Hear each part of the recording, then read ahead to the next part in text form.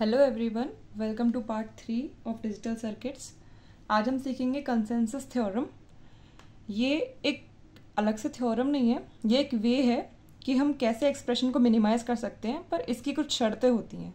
इसमें है अगर A B plus A bar C plus B C है तो वो इस तरह लिखा जाएगा, ये है वो इस तरह लिखा जाएगा। अभी तो हम लोग एक तरह से प्रूफ करके दिखा देते हैं, बाद में सीखेंगे और देखते ही इसको ऐसे लिखेंगे जब हम इसके ऑब्जर्वेशंस को याद कर लेंगे। ठीक है, अभी हम इसको प्रूफ करके दिखाते हैं।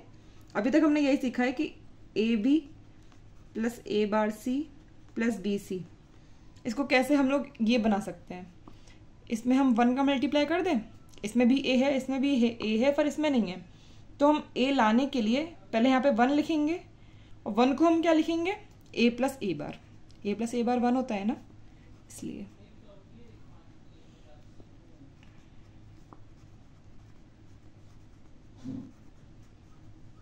ठीक है। ए प्लस ए बार 1 होता है, A B plus A bar C plus A B C plus A bar B C. ठीक है, यहाँ पे ए बी में ए है और ए बी सी में ए और बी है, दोनों है, तो ए बी कॉमन लेंगे 1 प्लस सी, और ए बार सी यहाँ पे है, तो ए बार सी 1 प्लस बी। आपको मालूम है 1 प्लस बी या फिर 1 प्लस सी किसके इक्वल होता है, 1 के इक्वल होता है। तो ए बी प्लस ए बार सी आ गया ना। कैसे आया, यहाँ 1 का मल्टीप्लाई करके।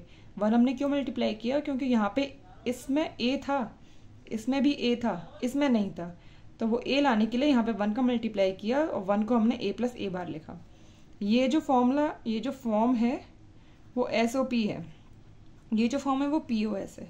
ये SOP POS जो है आपको समझ में आ जाएगा बाद में। हम पहले इसका और देख लेते हैं कैसे ये आया। ए प्लस बी, ए बार प्लस सी, बी प्लस सी। अब हमें दिख रहा है यहाँ पे भी ए का टर्म है, यहाँ पे भी ए का टर्म है, पर इसमें नहीं है। इसमें हम प्लस क्या करें कि ये सेम रहेगा बी प्लस सी। क्या 0 प्लस करेंगे तभी तो ये बी प्लस सी ही बना रहेगा।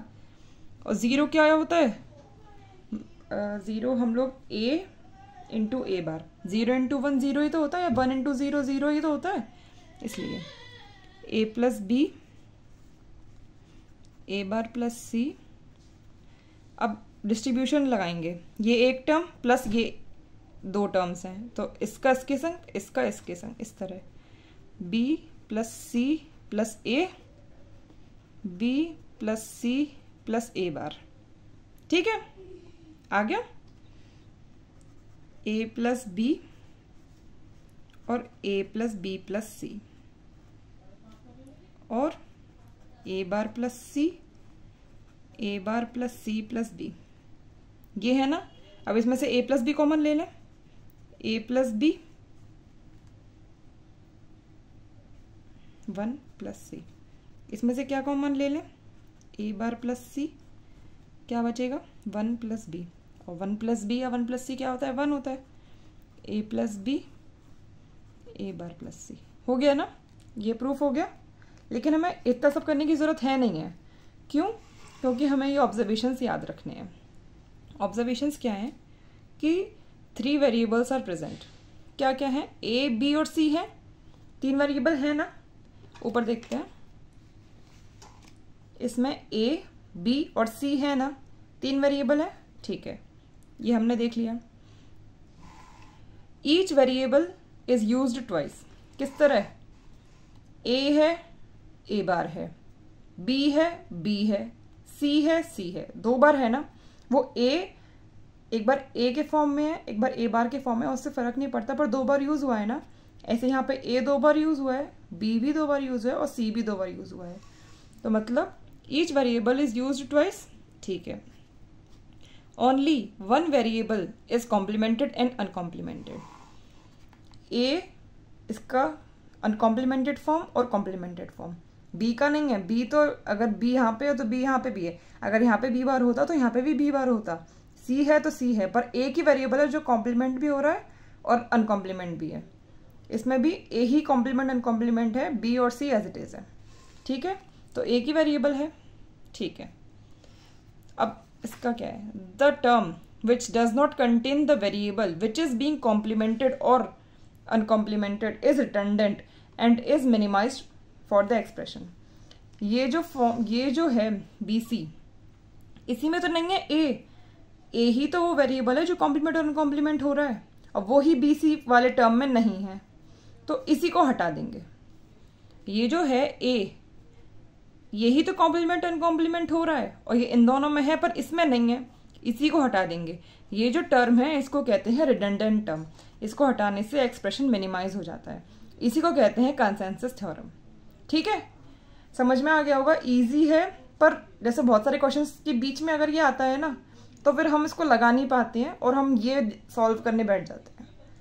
तो आपको रिवाइज करना पड़ेगा बार बार क्या थ्योरम है, डिस्ट्रीब्यूशन कहाँ पे लगता है, डिमॉर्गन, ये सब तो दिख जाता है. डिस्ट्रीब्यूशन डिमॉर्गन ये बहुत जल्दी नहीं दिख पाएगा, लेकिन हम क्वेश्चंस कर लेते हैं जिससे आपके दिमाग में बैठ जाएगा कि हाँ अगर 3 का फॉर्म है और ऐसे आ रहा है तो सॉल्व हो जाएगा. जैसे इसमें देखते हैं ए बार बी प्लस ए सी प्लस बी सी. हम क्या देख रहे हैं कि ए जो है ए बार हो रहा है, ये ए की वेरिएबल है जो कॉम्प्लीमेंट अनकॉम्प्लीमेंट है. बी 2 बार है पर दोनों सेम, सी 2 बार है पर दोनों सेम. रिडंडेंट कौन सा है, ये है. आंसर क्या आएगा, ए बार बी प्लस ए सी. ठीक है, इसमें देखते हैं बी कॉम्प्लीमेंट है और बी कॉम्प्लीमेंट नहीं है. ए 2 बार है पर सेम, सी 2 बार है पर सेम, तो बी और बी यहाँ पे है, इस वाले में नहीं है, तो ये रिडंडेंट हो जाएगा. क्या आंसर आएगा, A B bar plus B सी.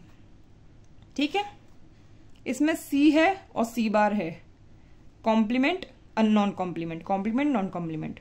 ए 2 बार है पर सेम है, बी 2 बार है पर सेम है, तो क्या रिडंडेंट टर्म है, ये वाला. तो क्या आंसर होगा, ए सी प्लस बी सी बार. पीओएस में आते हैं, ए प्लस बी और ए बार प्लस सी, ए बार और ए. बाकी बी 2 बार है, सी 2 बार है पर दोनों सेम है. क्या रिडंडेंट टर्म है, ये वाला, ए प्लस बी ए बार प्लस सी. इसमें देखते हैं ए प्लस बी ए प्लस सी. ए 2 बार है पर सेम है, बी 2 बार है पर सेम है, सी कॉम्प्लीमेंट में है नॉन कॉम्प्लीमेंट में है. रिडंडेंट टर्म कौन सा है, ये वाला है. आंसर क्या हो जाएगा, ए प्लस सी बी प्लस सी बार. ठीक है, ए बार plus B bar plus A bar plus सी बार. ए बार 2 बार है और दोनों ही सेम है, बी बार और यहाँ B complement form non complement form, C bar दोनों सेम है. मैंने ये नहीं कहा कि सी ही होना चाहिए, सी बार भी हो सकता है, इधर भी सी बार है इधर भी सी बार है और दोनों सेम है. कॉम्प्लीमेंट अनकॉम्प्लीमेंट किसका पॉसिबल है, बी का, तो ये दोनों टर्म रहेंगे, ये रिडंडेंट टर्म है. आंसर क्या हो जाएगा, A bar B bar plus B C bar. ये वाला क्वेश्चन है B A B bar plus A bar C, non complement complement, B bar same है, बी बार सी और सी भी सेम है, तो क्या रिडंडेंट टर्म है, ये वाला. क्या आंसर हो जाएगा, ए B bar plus A bar सी. ठीक है, अब हमारे थ्योरम सारे कंप्लीट हो गए हैं. हम मिनिमाइज कर सकते हैं किसी भी बुलियन एक्सप्रेशन को इनके बेसिस पे. एक और तरीका होता है एक्सप्रेशन को मिनिमाइज करने का, वो होता है के मैप, वो हम बाद में सीखेंगे. ठीक है, अगर एक चीज और है इसमें सीखने की नहीं, मतलब अगर आपसे कह दिया गया कि इसका आप बताइए क्या होगा लॉजिकल सर्किट, तो वो हम कैसे सॉल्व करेंगे. उसका एक प्रेसिडेंस ऑर्डर होता है कि अगर आपके पास ब्रैकेट है ना, अगर ये ब्रैकेट लगा होता तो आप पहले ब्रैकेट को सॉल्व करेंगे ना, पहले ब्रैकेट सॉल्व होगा, फिर अगर कहीं पे नॉट का ऑपरेटर है, जैसे ये बी बार लगा हुआ है, तो पहले बी बार सॉल्व होगा, फिर एंड सॉल्व होगा और फिर और सॉल्व होगा. एंड पहले कहाँ पे सॉल्व होगा, अगर जो फॉर्म है वो एसओपी है. एसओपी क्या होता है, सम ऑफ प्रोडक्ट्स. ये सम हुआ है प्रोडक्ट्स का, ये 2 चीज के प्रोडक्ट है ना, उसका सम हुआ है, तो पहले एंड करेंगे फिर प्लस करेंगे. ठीक है, अगर पीओएस है पहले ब्रैकेट सॉल्व होगा, फिर नॉट ऑपरेटर देखेंगे किस किस का नॉट हो रहा है, उसे स्लेटरल का नॉट करेंगे, फिर और ऑपरेटर होगा, फिर एंड होगा. ये किस में होता है, पीओएस में. एक सॉल्व कर लेते हैं, जैसे ये है. ठीक है, ब्रैकेट नहीं था वो मैंने लगाया, सबसे पहले बार, एक ए था हमारे पास, एक बी था और एक सी, ये इनपुट्स दे रखे थे। सबसे पहले ब्रैकेट है नहीं है, नॉट लगाना है, हमने नॉट लगा दिया। ठीक है, अब हमें मल्टीप्लाई करना है। क्यों? पहले एंड यूज करेंगे, ए और बी बार का मल्टीप्लाई करना है, ये ऑपरेटर होता है ना।